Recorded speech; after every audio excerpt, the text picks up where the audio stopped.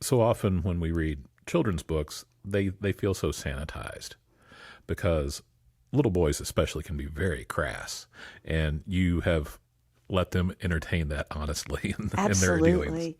I mean, some of the things that we said, especially the boys, they got away with a lot more. I mean, my brothers were always saying stuff that I would have gotten smacked for saying, but they're boys, so they can talk that way. But yeah, my brothers were always saying the most outrageous stuff. And for that matter, my son, I've got two girls and a boy. My son said a lot of crazy stuff.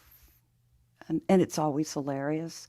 Like I said, without those filters, but there's a certain, I have to use this old dead horse, drag it across the road one more time, truthiness to the things that children say, even if they don't really know what they're talking about, they kind of strike to the core of the matter of so many things, and usually in a hilarious way. So Now, when we see fiction in movies now about the late 50s, early 60s, it's always about the stultifying conformity that's going on. But John's neighborhood in suburban D.C. is very cosmopolitan for the time. yeah, definitely.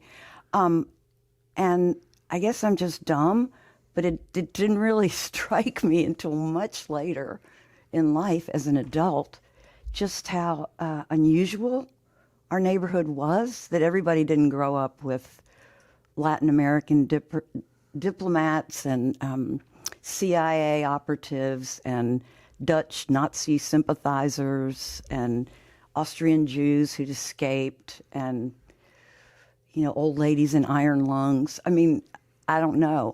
I was like, man, I need to write about that because that stuff was not usual, and I think is maybe really fascinating to some people to read about. I hope so.